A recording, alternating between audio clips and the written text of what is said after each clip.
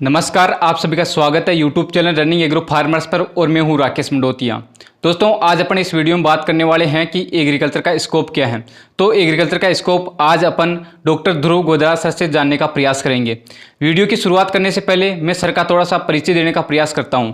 तो मैं आपको बता देता हूं कि सर नोडल ऑफिसर हैं जो कि एग्री क्लिनिक एग्री बिजनेस योजना भारत सरकार के, और मैं आपको बता देता हूं कि सर पूर्व डीन रहे हैं जो कि कॉलेज ऑफ एग्रीकल्चर के। मैं आपको बता देता हूं कि सर छात्र कल्याण के पूर्व डायरेक्टर भी रहे हैं, और मैं आपको ये बता देता हूं कि विजिटिंग प्रोफेसर एग्रीकल्चर के हैं सर। मैं आपको ये बता देता हूं कि बहुत बड़े एंटरप्रेन्योर भी हैं सर, और मैं आपको ये बता देता हूं कि देश का और एशिया का एकमात्र सौर ऊर्जा प्रबंधन संस्थान खोलने वालों में से सर है। और मैं आपको बता देता हूं कि कृषि बीमा संस्थान खोलने वालों में से सर है। और मैं आपको ये बता देता हूं कि उत्तर भारत में टिश्यू कल्चर यानी खजूर का बाग लगाने वाले पहले कृषि स्नातक हैं। तो सर, आपका स्वागत है running agro farmers YouTube channel पर। धन्यवाद सर, हम 10th पास कर लेते हैं। 10th पास करने के बाद हम एग्रीकल्चर सब्जेक्ट ले लेते हैं, लेकिन हमें यह नहीं पता होता है कि एग्रीकल्चर का स्कोप क्या है एग्रीकल्चर में। तो हमें आप एग्रीकल्चर का स्कोप बताने का प्रयास कीजिए। मैं आपको ये बता देता हूँ कि सर, मैं एग्रीकल्चर स्टूडेंट हूँ, लेकिन मुझे भी नहीं पता कि एग्रीकल्चर में स्कोप क्या है। तो आप मुझे इन आपके कार्यों से इतना तो महसूस हो गया है कि आप एग्रीकल्चर के बड़े विशेषज्ञ हैं। तो सर, आप हमें मतलब इसको बताने का प्रयास कीजिए। सबसे बड़ी बात विद्यार्थी के सामने या संकट की परिस्थिति या चौराया कब दिखाई देता है? जब एक विद्यार्थी 10वीं कक्षा पास कर लेता है। जी सर। सब्जेक्ट का चयन करना या विषय का चयन करना एक सबसे बड़ी चुनौती है। उस समय बच्चे का पूर्ण बौद्धिक विकास नहीं हुआ होता है। Yes sir. और बच्चा पूर्णतः अपने पेरेंट्स पे डिपेंड रहता है। Yes sir. और हम लोग सभी ग्रामीण पृष्ठभूमि से आते हैं। Yes sir. हमारे यहाँ कैरियर गाइडेंस नहीं है। सर, मैं आपको बता देता हूँ कि एग्रीकल्चर सब्जेक्ट लेता है ना, वो ग्रामीण परिवेश से बिलोंग करता है ज़्यादातर। जी, परंतु ये दृश्य पिछले 7-10 साल में बदल चुका है। अब एग्रीकल्चर के अंदर जो भी बच्चे आ रहे हैं ना, हाँ। वो नीट के और जेई के जो ड्रॉप आउट बच्चे हैं ना, यस सर। वो आ रहे हैं। अब एग्रीकल्चर में नॉर्मल बच्चा नहीं आ रहा है। अब एग्रीकल्चर में वो बच्चे हैं जिनका नीट में या जेई में सिलेक्शन नहीं हुआ है, वो फर्स्ट उन दोनों में एसफल होने के बाद वो first career option agriculture subject को रखते हैं। इसलिए आपको अपने विषय के बारे में गंभीरता से सोचने की जरूरत है। अब आप देखने का प्रयास करें कि उन बच्चों ने नीट और जेई को सिलेक्ट किया था ना, यस सर। नेट और जेई के अंदर अगर वो कामयाब नहीं हो पाए, हाँ। तो उन्होंने प्राथमिकता में किस सब्जेक्ट को रखा? एग्रीकल्चर को रखा। क्यों रखा? कि हर दृश्य से एग्रीकल्चर एक ऐसा सब्जेक्ट, एक ऐसा विषय है या एक ऐसा अध्ययन का विषय है जिसको अब तक हार्वेस्ट नहीं किया गया है। अच्छा। अगर आप मार्केटिंग पॉइंट ऑफ व्यू से भी देखें तो भी हार्वेस्टिंग नहीं हुई है। अगर आप रिसर्च पॉइंट ऑफ देखें तो भी हार्वेस्टिंग नहीं हुई है। अगर आप इसको दूसरे वाणिज्य या कॉमर्शियल प्रॉपर्टी से देखें तो भी इस सब्जेक्ट का अभी बहुत कुछ यूज नहीं हुआ है। अच्छा, ये फील्ड पूरा खाली पड़ा है? पूरा फील्ड खाली पड़ा है। एग्रीकल्चर पूरा role of information technology in agriculture, सारी आईआईटीज काम कर रही है। अच्छा। हर एक आईआईटी आज के दिन एग्रीकल्चर पे काम लगी हुई है। हमारे बच्चे एक तरफ राग अलाप रहे हैं कि एग्रीकल्चर में कोई स्कोप नहीं है, और दूसरी तरफ आईआईटीज के बच्चे किस में कूदे हुए हैं? एग्रीकल्चर के अंदर कूदे हुए हैं। कोई भी इनोवेशन, कोई भी स्टार्टअप, किसी भी आईआईटी का, किसी भी एनआईटी का, किसी भी आईआईएम का या किसी भी रिसर्च इंस्टीट्यूट का आप आकर के देखें, एग्रीकल्चर सब्जेक्ट पे काम चल रहा है। हमारे बच्चों को नए सिरे से गंभीरता से विचार करने की ज़रूरत है। मुझे बड़ा आश्चर्य होता है जब मैं बच्चों को 10वीं के बाद गुमराह होते हुए देखता हूँ। हमारे बच्चों को सर, हमें पता नहीं होता कि एग्रीकल्चर में स्कोप क्या है। हमें पता नहीं है, क्या सकते हैं, हमें पता नहीं है। हमें हमारे बच्चों को, हमारे पेरेंट्स को इस तरफ ध्यान देना होगा। हमारे पेरेंट्स को सही करियर गाइडेंस या सही करियर काउंसलिंग के लिए एक अच्छे करियर काउंसलर के पास लेकर आना होगा।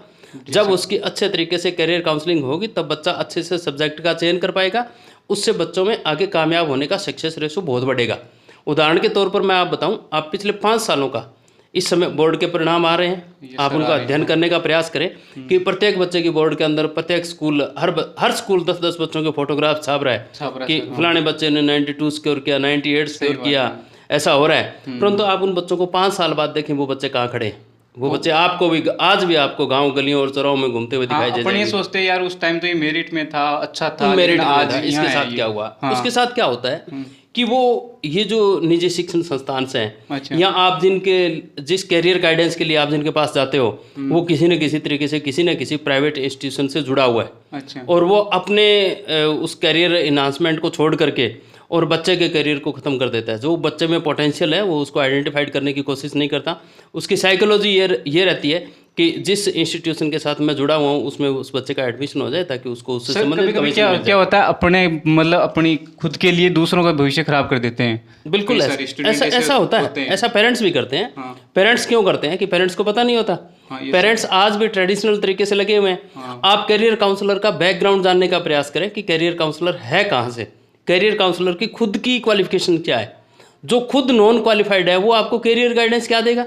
कुछ नहीं दे सकते। आप बड़ी सामान्य भाषा में बोल देते हो कि बिहार के अंदर बिहार के बच्चे आईएएस में 40% कब्जा है। हाँ सर, ये उसका सुन के कारण अपना उसका बोल- कारण क्या है? हम्म, आज से 10 साल पहले मुझे बिहार के अंदर, मेरा बिहार में करियर गाइडेंस का ऑफिस है, अच्छा अच्छा कोलैबोरेशन में चलता है। आज से 10 साल पहले मुझे बिहार में पटना के अंदर बोरिंग रोड जाने का अवसर मिला। अच्छा। कुकुरमुत्तों की तरह वहाँ करियर गाइडेंस के ऑफिस खुले हुए हैं। 10 साल पहले की बात कर रहा हूँ। एक गाइडेंस मिलना जरूरी है। गाइडेंस मिलना जरूरी है। वो बच्चे क्या करते हैं, बिहार से आज से 10 साल पहले बोर्ड का जब परीक्षा परिणाम आया था +2 का, उस दिन मैं वहीं बिहार में था, पटना में था। अच्छा बिहार का बोर्ड का रिजल्ट रहा था मेरे ख्याल से 45 या 46%। अच्छा बच्चों ने शहर के अंदर उत्पात मचा रखा था। अच्छा बोर्ड का परिणाम टाइट आया था। मुझे ये जानकर हैरानी हुई कि जो 10 लाख बच्चे पास हुए थे उनमें से 9 लाख बच्चे बीटेक में जा रहे हैं, अच्छा अलग अलग शहरों के अंदर, देश भर के अंदर। बड़ी गंभीरता से जो बच्चा प्रोफेशनल एजुकेशन में जा रहा है उसके सक्सेस होने का कारण या रेशियो उतना ही बड़ा रहेगा। अच्छा। एक इंजीनियरिंग के बच्चे का मुकाबला आप नहीं कर पाएंगे, नहीं कर पाएंगे सर। क्योंकि उसके पढ़ने की, उसकी सीटिंग, उसकी कैपेसिटी आपसे बहुत ज़्यादा हाई है। अगर उसको अच्छा संस्थान मिल गया तो अपने नॉर्थ इंडिया के अंदर आप आकर के देखें, राजस्थान की अगर बात करें, राजस्थान में लगभग 32 ज़िले हैं।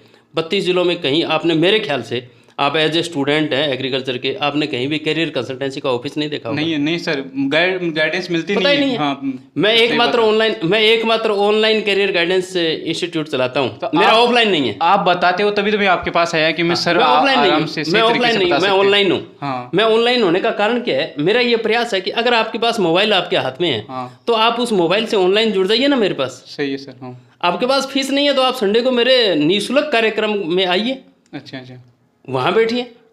अगर आप प्रोफाइलिटिक है, आप अपने आप को वीआईपी समझते हैं तो आप फीस देकर आइए, अच्छा अच्छा। ऑनलाइन आ जाइए।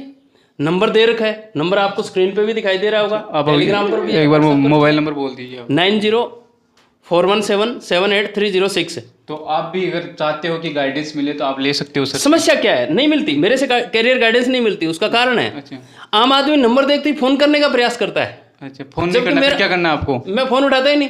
अच्छा भाई मैं आपकी डिमांड पूरी करने के लिए थोड़ी बैठा हूँ, अच्छा मैं आपके लिए निःशुल्क एम्प्लॉय नहीं हूँ अच्छा कि आपको सेवाएं देता रहूँ। अच्छा व्हाट्सअप सर्विसेज दे रखी है आपको, अच्छा आप सीधा अपना नाम लिखिए, व्हाट्सअप कर दीजिए, अच्छा व्हाट्सएप पे जानकारी लीजिए। ऑटोमेटिक मोड के अंदर आपको बहुत सारी जानकारियाँ मिलती है। अच्छा अगर फिर भी आपको अन्य जानकारी महसूस होती है अच्छा तो आप मेरे पेड प्रोग्राम में आए, अच्छा अच्छा मेरे से मिलने का प्रयास नहीं करें। मेरे से बात करके आप क्या चर्चा करना चाहते हैं, अच्छा। क्या चर्चा करेंगे आप मेरे से बात फिर करके? जो मेरे मन में जो क्वेश्चन आ रही तो वो कैसे? आपके जो मन में क्वेश्चन है आप व्हाट्सएप पे लिखिए।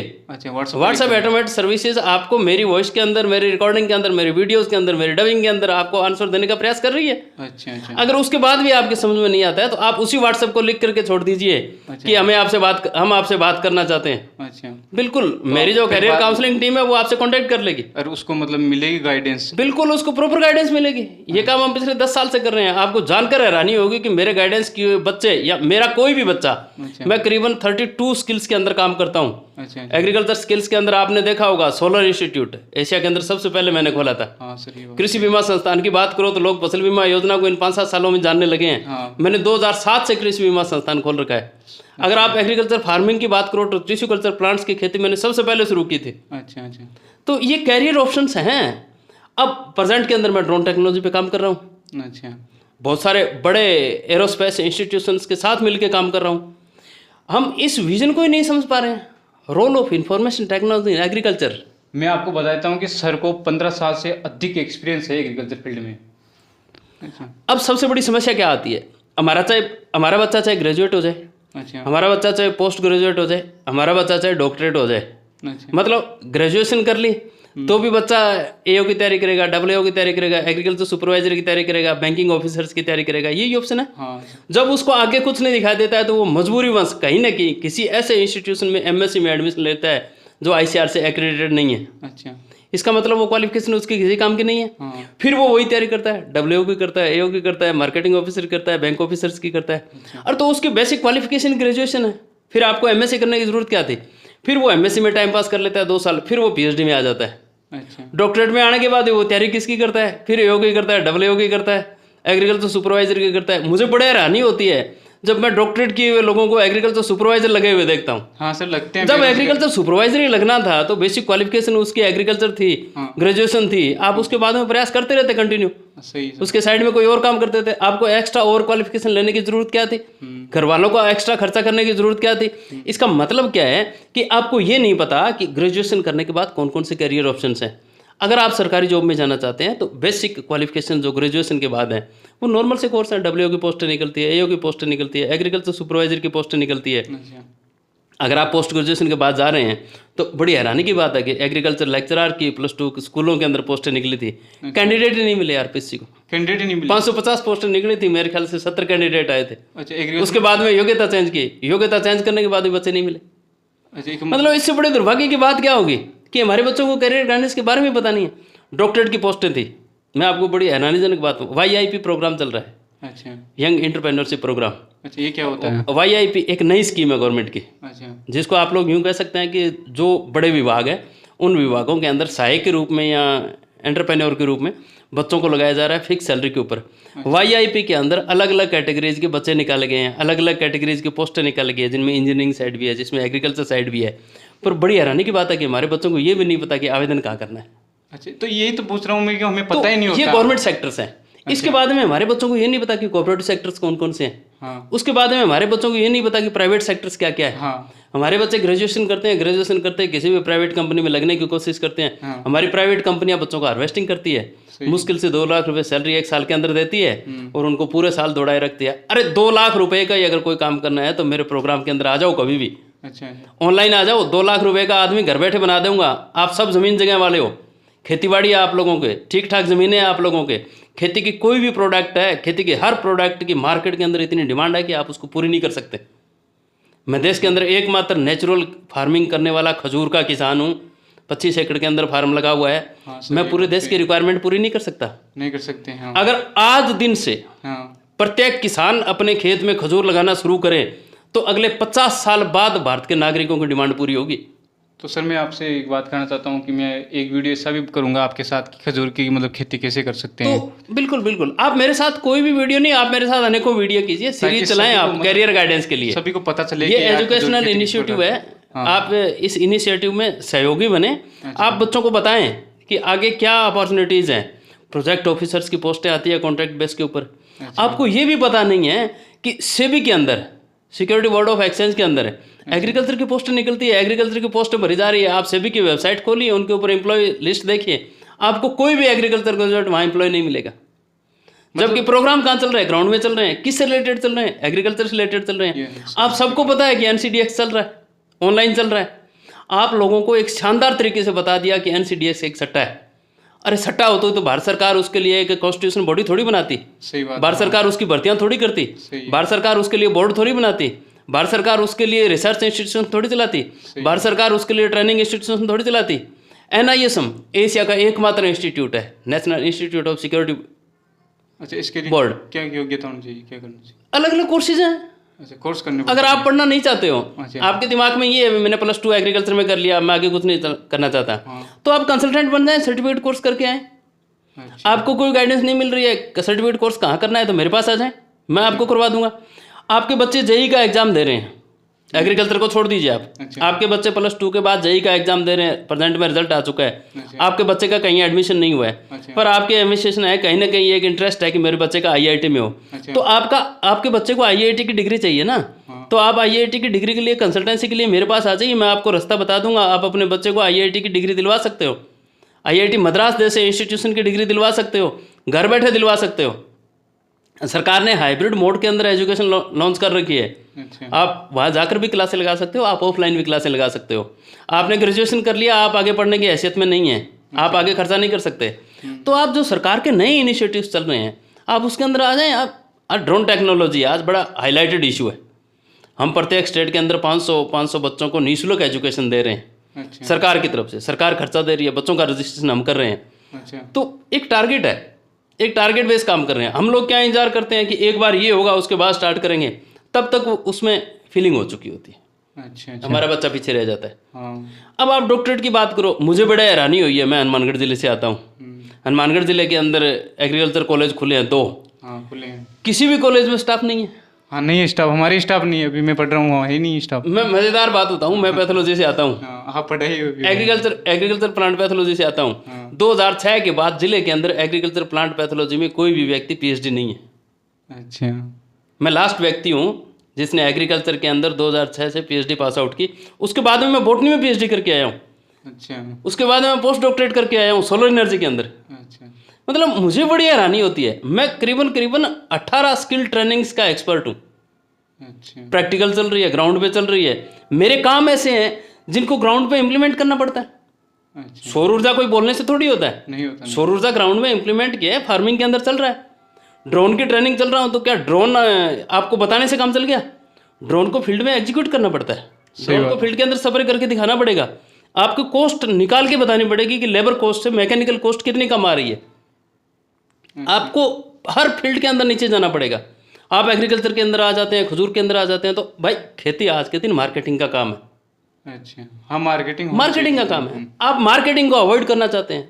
आप पूरी डिग्री ग्रेजुएशन पढ़कर आते हैं। नहीं आप ग्रेजुएशन पढ़ने के बाद भी क्या करते हैं कि ट्रेडिंग जो चैप्टर आता है उसको किनारे कर देते हैं। मैं आपसे एक बात पूछना चाहता हूँ, मैं मार्केटिंग करनी नहीं आती। मार्केटिंग के लिए हमें बताया नहीं जा रहा, हमें सिखाया नहीं जा रहा, हमें इंस्टीट्यूशन के अंदर नहीं सिखाया जा रहा, हमारा विजिट वहाँ नहीं करवाया जा रहा। टूर एंड विजिट्स जो हमारे आते हैं हमारे उन मार्केटिंग इंस्टीट्यूशन के अंदर लेके नहीं जाया जा रहा। तो रूट में कहीं ना कहीं खराबी है। एग्रीकल्चर के अंदर जॉब सिक्योरिटी के अंदर कोई खराबी नहीं है। अच्छा। आप जो काम किसी कंपनी के अंदर प्राइवेट लग करके, अगर आप किसी प्राइवेट कंपनी में लग करके उस कंपनी का गेहूं बेच सकते हैं तो आपको अपने घर के अंदर गेहूं तैयार होगी उसकी बेचने में कोई शर्म आ रही है क्या? हमारे पास सबसे बड़ी समस्या ही आप उसकी कॉपी कर सकते हैं हाँ, ना। हाँ, आप वैसा प्रोडक्ट बना सकते हैं ना। वो आप ही से प्रोडक्ट ले जाकर के कंपनियां मार्केटिंग कर रही है ना। हाँ कर रही। कोई भी एग्रीकल्चर का कोई भी प्रोडक्ट है, एक किसान से शुद्ध, किसान से अच्छा, किसान से सस्ता किसी भी कंपनी के पास हो सकता है क्या? नहीं हो सकता। मतलब ही नहीं है। हाँ, सही बात। तो इसका मतलब क्या है कि हमें प्रत्येक नागरिक को किसान से जोड़ना पड़ेगा। जब हम नागरिकों को किसान से जोड़ेंगे, हम इस तरह के प्रोग्राम्स लॉन्च करेंगे, खेती में मार्केटिंग के कंसेप्ट को समझेंगे, तो निश्चित है बच्चों को रोजगार मिलेगा। तो हमें सबसे पहले मार्केटिंग पे फोकस करना पड़ेगा। सबसे बड़ा डर लगता है सर, हम कोई भी मतलब चीज़ तो तैयार कर लेते हैं लेकिन मार्केटिंग सबसे बड़ी हो जाती है हमारी। रिस्क है नहीं। एग्रीकल्चर में क्या रिस्क है? हमारे प्रोडक्ट 6-6 महीने तक, 1-1 साल तक खराब नहीं होते। हाँ नहीं होते वैसे। मैं खजूर की मार्केटिंग करता हूँ तो खजूर का प्रोडक्ट 1 साल तक खराब नहीं होता। नहीं होता। जब आप फ्रेश वेराइटीज है वो 2-3 महीने का खेल है, 2-3 महीने में खत्म हो जाती है, उसका प्राइस नहीं मिलता है। उसको आप प्रोसेस कर लीजिए। अरे एक बच्चे को अगर 2 लाख रुपए, 2.5 लाख रुपए, 3 लाख रुपए, 3.5 लाख रुपए सालाना रोजगार की जरूरत है ना, तो वो मेरे से 20 क्विंटल खजूर ले जाए, घर में कमरे में रखे, प्रोसेस कर लें और डब्बे में डाल करके बेचना शुरू कर दें। क्या शर्म है? कोई शर्म। रोजाना 20 डब्बे उठाकर निकलिए, रोजाना 20 डब्बे मार्केट के अंदर ओपन बेचकर आ जाइए और आप 1 साल तक ये काम करके देखिए। उसके बाद में देखिए कि आपको 3 लाख रुपए या 4 लाख रुपए मिले कि नहीं मिले। इस तरह से एग्रीकल्चर के किसी भी प्रोडक्ट को राजस्थान के अंदर, वेस्टर्न पार्ट ऑफ राजस्थान की अगर मैं बात करूं तो सांगरी है, खेतों में व्यर्थ पड़ी है ना। हाँ सांगरी सही है, खेतों में व्यर्थ पड़ी है। मेरा एक लाइव था, मैंने आज से 2 साल पहले बताया था। अच्छा। तो अब की बार मैंने देखा कि वो मिशन के रूप में कहीं ना कहीं चल रहा है। अच्छा। खजूर का अगर देखा तो खजूर को देखिए कितने सारे लोग अब यूट्यूब पर, फेसबुक पर, सोशल मीडिया के अंदर खजूर छाया हुआ है ना। हाँ। जबकि खजूर तो मेरे अकेले का ही हो रहा है ना, सही बात। इसके अलावा खजूर तो किसी के पास नहीं है ना। हाँ नहीं हो रहा और मज़ेदार बात बताऊं कि नेचुरल खजूर के बारे में लोगों को पता ही नहीं है। नहीं। तो ये कैरियर ऑप्शन है। इसी तरह से जो वेजिटेबल्स हैं, उन वेजिटेबल्स का सीन है। आपकी नज़र में अब जो गोभी आ रही है मार्केट के अंदर, वो क्या है? ऑफ सीजन है। वो ऑफ सीजन नहीं है, वो हिमाचल प्रदेश का सीजन है। नहीं वो ग्रीन हाउस पॉली हाउस में भी तैयार की जाती है। नहीं, ओपन फील्ड की है। ओपन फील्ड की है। वहाँ क्लाइमेट अपने दिसंबर जनवरी जैसा चल रहा है। अच्छा। तो ओपन फील्ड की है। अगले महीने मटर चल जाएगी। हाँ, सही। तो हमारे जो दिमाग में कहीं ना कहीं कन्फ्यूजन है, हमें उसको समझने की ज़रूरत है। छोटे छोटे स्टोर्स, वेंटिलेशन हाउस IIT ने, एग्रीकल्चर यूनिवर्सिटी ने डेवलप कर रखे हैं। हमें उन पे फोकस करने की ज़रूरत है। हमें अगले कैरियर ऑप्शंस के बारे में सोचने की ज़रूरत है। प्रेजेंट में हमारे बच्चे सोच ही नहीं पा रहे। सही बात है सर। हमें इस तरह की शिक्षा दी जा रही है कि हमारा कोई कैरियर साइड फिक्स नहीं है कि हम क्या करें क्या नहीं करें। तो ये तो था गवर्नमेंट साइड का, AA ये ग्रेजुएशन लेवल की पोस्ट थी। अगर आप इसी तरह से दूसरे साइड की पोस्ट जानना चाहते हैं अच्छा। तो आप फिर कभी आएँ, फिर लाइव करें। अब की बार आपको प्राइवेट सेक्टर के बारे में बताएंगे। तो आप अगर मेरे से जुड़े रहना चाहते हैं या मेरे से कैरियर गाइडेंस चाहते हैं तो ये नंबर आपको व्हाट्सएप और टेलीग्राम पे मिलेगा। अच्छा इस नंबर पर आप व्हाट्सएप और टेलीग्राम के माध्यम से संपर्क करें, आपको प्रॉपर गाइडेंस मिलेगी। अच्छा, तो आप ये नंबर देख सकते हो और सर से संपर्क कर सकते हो। मतलब कोई भी गाइडेंस चाहिए तो आप सर से बिल्कुल कभी भी संपर्क कर सकते हो। बिल्कुल बिल्कुल, कभी भी 24 आवर्स मेरी सेवाएं हाजिर है, पर ऑनलाइन है, ऑफलाइन नहीं। ऑनलाइन है, व्हाट्सअप कर सकते हो, ऐसे कॉल मत करना, है ना जी। और ये हमारा ऐसा सेशन था कि हम स्कोप के बारे में बताए। ऐसा ही सेशन हमारा चलता रहेगा। ये तो सीरीज फर्स्ट स्टार्ट हुई है, अब ऐसे ही चलती रहेगी। तो हमारे इस चैनल के साथ जुड़िए और गाइडेंस के बारे में जानिए ताकि आप सही समय पर सही काम कर सको। बिल्कुल बिल्कुल, एकदम सही। सर आप अंत में क्या कहना चाहोगे? कुछ नहीं, मैं विद्यार्थियों को या बच्चों को या पेरेंट्स को यही बताना चाहता हूँ कि आपके हाथ में जो मोबाइल है, आपके माता पिता के हाथ में जो मोबाइल है ना, वो वीडियो देखने के लिए नहीं है, वो यूट्यूब चैनल देखने के लिए नहीं है। आप उस चैनल के माध्यम से आप करियर काउंसलर को सिलेक्ट कीजिए अपने आसपास को। सबसे पहले करियर काउंसलर की क्वालिफिकेशन चेक कीजिए। जो अच्छा करियर काउंसलर है उसके पास जाएं। मेरे पास नहीं है, कोई ज़रूरी नहीं है। अच्छा, मैं सबको करियर काउंसलिंग नहीं दे सकता। देश के अंदर 140 करोड़ लोग हैं। सही बात है। हाँ। मेरी इतनी बड़ी कैपेसिटी नहीं है, मेरा इतना बड़ा नेटवर्क भी नहीं है। पर मेरी एक कोशिश रहती है कि बच्चों को सही करियर गाइडेंस मिले। आपके हाथ में जो मोबाइल है, उस मोबाइल का आप उपयोग करना सीखें और घर बैठे करियर काउंसलिंग सलाह लें। ऑनलाइन लें, गूगल से लें, जूम से लें, गूगल मीट पर लें, कहीं भी जाएं, ऑनलाइन प्लेटफॉर्म से जुड़ें और प्रॉपर मैनर के अंदर आकर जुड़े। घर बैठें, अपने मोबाइल को ऑन करें, अपने बच्चे को पास बैठाएं, अपने मम्मी को पास बैठाएं, अपने पापा को पास बैठाएं, कागज़ पेन ले करके बैठें और career guidance, career counselling seminar के अंदर बैठें और सुने। अच्छा, तब आपका भविष्य में भला हो सकता है, वरना आप ग्रेजुएशन करने के बाद भी ऐसे ही भटकते रहेंगे। धन्यवाद। मैं आपके चैनल के माध्यम से यही बात बताना चाहता था। नेक्स्ट एपिसोड अगर आप करना चाहो तो आप कभी भी मेरे कार्यालय आ सकते हो। तो मैं जल्द सर से वापस भी मिलूंगा और ऐसा ही है, ऐसी हमारी सीरीज चलती रहेगी और एग्रीकल्चर का पूरा जो भी मतलब ये फील्ड है उसका निचोड़ आपके सामने हम रख देंगे। तो मिलते हैं अगले वीडियो में, तब तक के लिए जय जवान जय किसान जय हिंद।